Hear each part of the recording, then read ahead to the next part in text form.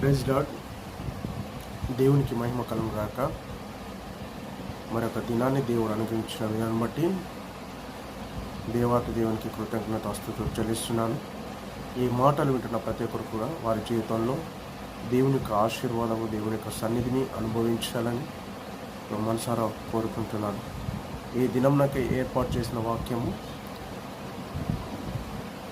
దావీదు కీర్తన 105వ కీర్తన మనము చూసుకుందాం. యెహోవాకు కృతజ్ఞతాస్తుతులు చెల్లించుడి, ఆయన నామమును ప్రకటన చేయుడి, జనులలో ఆయన కార్యములను తెలియజేయుడి, ఆయనను గూర్చి పాడుడి, ఆయనను కీర్తించుడి, ఆయన ఆశ్చర్య కార్యములన్నిటిని గూర్చి సంభాషణ చేయుడి, ఆయన పరిశుద్ధ నామమును బట్టి అతిశయించుడి. యెహోవాను వెదుకువారు హృదయమందు సంతోషించుదురుగాక.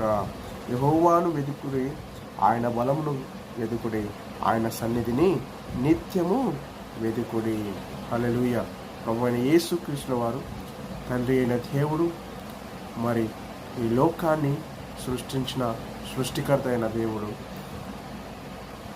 ఆయన ఏమని తెలియజేస్తున్నాడు మన తన భక్తుడైన దావీదు ద్వారా ఏమంటున్నాడంటే, ఆయనను వెదకాలి, కృతజ్ఞతాస్తుతులు చెల్లించుడి,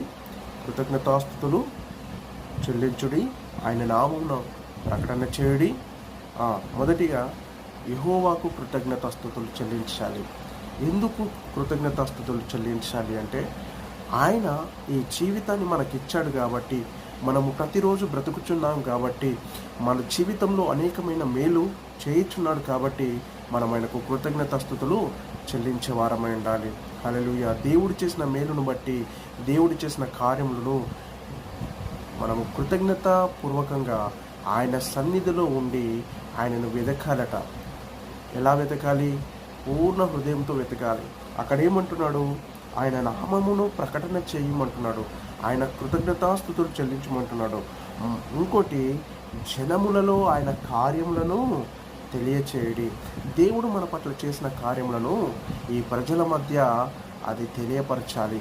నీ క్రియల ద్వారా, నీ చూపు ద్వారా, నీ నడక ద్వారా, నీ యొక్క ప్రవర్తన ద్వారా, నీ కుటుంబ స్థితిగతులను బట్టి కాదు, కానీ దేవుడు నీ జీవితంలో చేసిన విధానం బట్టి, నువ్వు జీవిస్తున్న విధానాన్ని బట్టి, నువ్వు బ్రతుకుచున్న యథార్థాన్ని బట్టి అదంతా కూడా ఎక్కడి నుండి వచ్చిందని వాళ్ళకు తెలియచేయాలి. అంటే కేవలం యెహోవా ద్వారానే వచ్చిందని మనం తెలియచేయమంటున్నాడు అక్కడ. హల్లెలూయా. ఆయన గూర్చి పాడుడి, ఆయనను కీర్తించుడి, ఆయన ఆశ్చర్య కార్యములన్నిటిని గురించి సంభాషణ చేయడి. చూడండి, దేవుని యొక్క మాటలు